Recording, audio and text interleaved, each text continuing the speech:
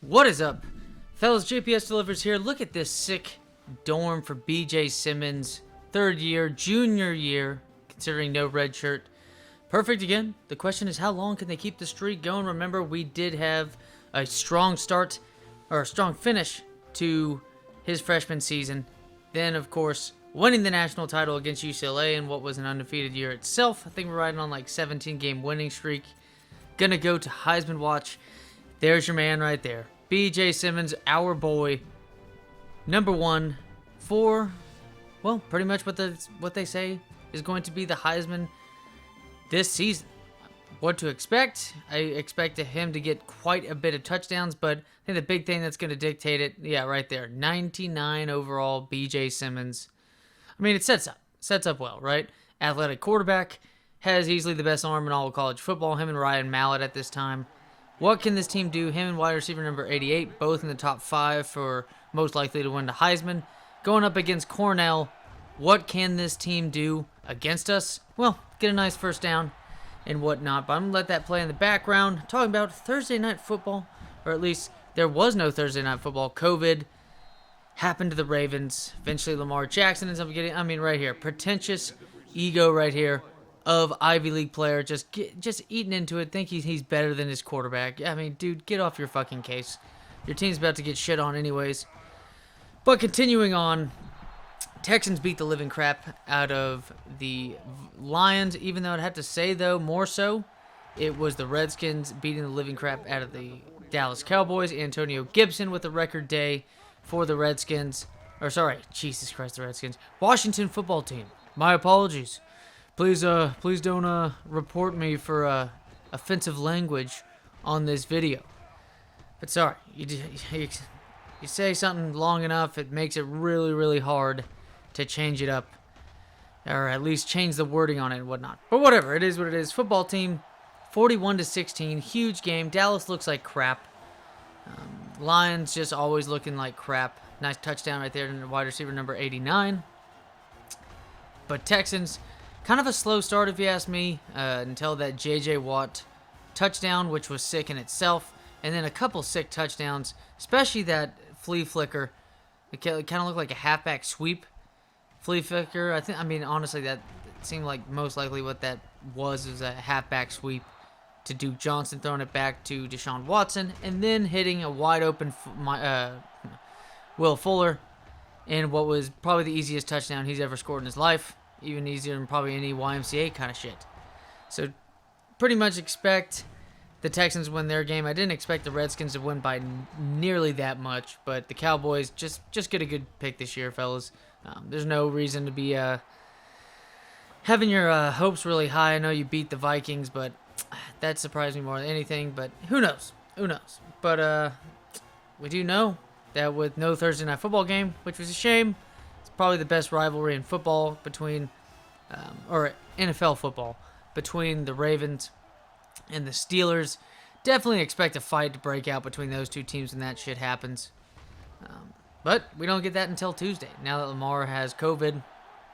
And basically at this point, if it's going to be on Tuesday, there's our man Benson. It's going to be a standout for this team for sure.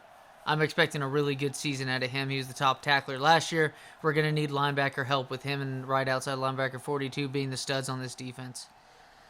But, so move to Tuesday night. I think that buys enough time actually for the original positive tests of COVID being Mark Ingram and J.K. Dobbins. I think Dobbins is going to be the one who's most likely able to play on Tuesday. I thought he had a chance on Sunday just because of the timetable. So that'll be interesting, but it's not looking good for the Ravens heading up against a team that's 10-0 right now, the Steelers. I expect the Steelers to beat them, but I expect it to be closer than people think just because it's a really big rivalry game between those two, division game. Even if RG3 is going to be starting, it's just, you never know what that Ravens defense can do, and you just never know what Big Ben could have in store if it's 3 picks in a game or something like that. So even if that Steelers team is rolling, you just never know. Could be a completely low-scoring game to where the Ravens end up pulling out a win.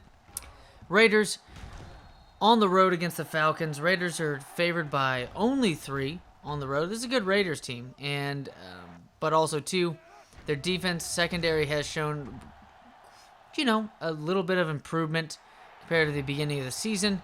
I don't think the Falcons match up well to where they don't have, Todd Gurley's not set up to where he's going to run all day on this team, and that seems to be their main weakness. Oakland is rush defense. But however, even though they're doing well, and they did well against Denver, Denver has their best player. Even to me, even with Cortland Sutton on that team, I think Jerry Jeudy's more talented. And even then, he's just a rookie on this team, not, no experience to show or anything like that, just by default because he's a rookie. And the Raiders have looked good against them. I mean, they gave up quite a bit of yards to the studs of Travis Kelce and Tyreek Hill. And here, a beautiful cut move to head it to the outside, and that's going to be the showcase for this Heisman hopeful right here, wide receiver number 88. But they are going up against Calvin Ridley and Julio Jones, two of the best duo at wide receiver you're going to see in the NFL. You never know what could happen. I think there's a possibility that, you have a huge game. I think one of those two is going to have a huge game against this Raiders team that I wouldn't say necessarily that their secondary has been that amazing. Even though it's been good lately, it just hasn't been great competition against it. Chargers and Bills, I think the Bills could be in a position to, the thing is about the Bills is that their strength is their secondary, and by far the weakness on the Chargers is their running game, and that's the weakness of the Bills. Could be interesting. I think if the Chargers will make it interesting, it'll have to be relying on a couple big plays by Keenan Allen or Mike Williams, but it will have to, be quite a bit to see if they can do any bit of running the football well against the Bills. So I think for the most part, expect the Bills to win that one. They're only favored by 5, which is interesting. You wonder if the line will move because I'm sure people will be hammering down the Bills for that one, considering the Chargers' defense has not been all too impressive, and the Bills' offense with Josh Allen, Stephen Diggs, John Brown looks pretty good lately. If that doesn't move, then I would put money on the Chargers just because, Vegas is Vegas. If a lot of people are putting money on something and the line's not going to move in that favor for Vegas to technically make money, because if you have a line that starts at, like, say, 5, favored by 5, the Bills, a lot of people are putting money on it. Well, if Vegas thinks that, oh, hey, we should move it back, we should make it a bigger spread, because eventually, we could lose a lot of money off of it, and maybe we can catch the people that the Bills only win by, let's say, 6 points, and the line ends up being like 7, or maybe even 8 or 9. But if the line's not going to move, that means that they're pretty confident that the Chargers are going to keep it close. It's a possibility that I think it'll be a close game. Might not be nearly as high scoring as you think. I just not thinking so. Giants and Bengals. Joe Burrow, terrible what happened. It's a shame. I wonder if he'll be out at the beginning of next season as well. Not looking good on that one. And then this Giants team, what running back? Gallman's been playing actually pretty well compared to what we've seen out of the past of him when Saquon has gotten hurt, which has been quite a bit of opportunities if you ask me. Saquon has had to put a lot on his back and his Saquads, which has led to ankle injuries, shoulder injuries, ACL tears. It's just this will be the game that Gallman ends up having like 100 yards probably. So I think Giants win that one. They are favored by 6 too. That's crazy. So who knows? Their defense, their secondary is really impressive, and more so James Bradbury, and they have a pretty good rush defense as well. So I don't expect the Bengals to get much done on the ground. And the rookie, up and coming rookie quarterback is now out for the season. So that'll be interesting to see how the backup does on that. Titans and Colts. Last time we saw this, Naheem Hines ran all over and, pretty much just had a bunch of all-purpose yards against the Titans. But I could see, I'm pretty sure I'm going to expect the Titans to be able to win this game. It's pretty much a must-win for them to get pretty much to have a safe spot for the AFC playoffs, and you don't want to be sitting there with 3 straight losses or something like that. Didn't they only have 1 loss or something like that? It was something like they just beat the Ravens on a nice run in overtime by Derrick Henry. Colts, I think right now are riding a little bit hotter since just beat the Titans, just beat the Packers. So it should be interesting. I expect, Jadeveon Clowney to be ready for this game, which should make a difference. I say the Titans win it. Indianapolis favored by 3. I would go against that. Panthers against Vikings. Should be an interesting game for Mike Davis. Just Vikings rush defense isn't all that impressive or anything. Their defense overall isn't. They just gave up 31 points to the Dallas Cowboys. Just lost the Dallas Cowboys. It's basically a team that they look like they're riding well to where they could be 5-5 after last week, but that loss set them back quite a bit. But it's either or. It's either Mike Davis is going to have an impressive game, or Dalvin Cook's going to run all over this weak Carolina rush defense. We saw Ronald Jones do it. We saw, I'm pretty sure, Aaron Jones do it. We'll just have to see. I think the Vikings win this game, but it'll be a close game for sure. Cardinals and Patriots. Cardinals only favored by 2 points. I wonder if people are putting money on the Cardinals and that line's not really moving. I'm interested to see if Damian Harris, because last week against the Texans, start off well and really hot on the first drive, running the football. Damian Harris, the rushing touchdown to conclude the drive. And Arizona does not have a very good rush defense.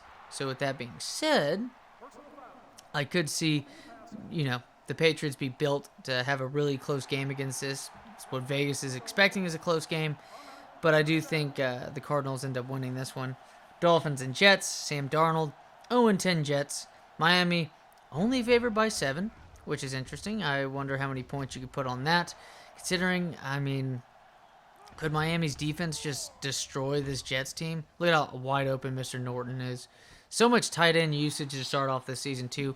I think it's just pretty much taking what the defense gives us. Mind you, it is the first game of the season. And also, mind you, it is not even a Division I college football team we're playing this week. Browns and Jaguars. I think we should expect the Browns defense. I think Myles Garrett returns this week. And only that, Nick Chubb is alive and well after a great game. What a move right there by B.J. Simmons. After a great game by Nick Chubb last time, to where technically, not going to count his 2 rushing touchdowns because he ran out at the 1 yard line against the Texans. But he had well over 100 yards after that long run that he ran out of bounds on. And technically, 2 rushing touchdowns. I expect him to run all over Jacksonville, or at least have a high floor for that game at a rushing touchdown and 100 yards. Could see a really good game out of Jarvis Landry. We'll just have to see, depending on rain and stuff like that, because, again, Cleveland has been so used to the bad weather games at home. So it should be interesting how it's going to be in Florida. Saints and Broncos. What to expect? I don't expect the Broncos to win this week. They just won against Miami as underdogs, and this is Saints are a more experienced, better team than the Miami Dolphins. Just seemed like a trap game with Miami Dolphins. What a broken tackle. Get it, BJ. And we saw Oakland run well against them. This team, Saints have a great play caller, Sean Payton, and it seemed to still gel well, even though no passing touchdowns with Taysom Hill. Just use Alvin Kamara, and I think they'll be pretty well off of that. 49ers against the Rams. Rams should win this one quite easily. Should be interesting to see what running back should have a good game for this team. They should be well ahead. One of the wide receivers could have a really good game, but I think out of nowhere it's going to be a good running game for the Rams, and what they should be ahead in this game for the most part, for pretty much the whole game. Chiefs and Buccaneers. This is a really interesting one because Chiefs are seen as the best team in football, even though they're not undefeated like the Steelers. Excuse me. But it sets up very well for a perfect game that Tom Brady ends up getting a win in prime time, and what he hasn't done all too well in prime time against the Bears, the Saints. It's just, this sets up well for them to be able to move the ball a little bit better than you would anticipate them to do so. And I believe they're the Sunday Night Football game. Nope, they are not. They're an afternoon game. As Sunday Night Football is Bears and Packers. Mitchell Trubisky starting that one, fellas. So if you got Packers defense on any fantasy, I I'd definitely say start the man. And if David Montgomery, if he plays, could be an interesting game. Who knows? As always, fellas, take it easy. Hopefully, you all had a good Thanksgiving.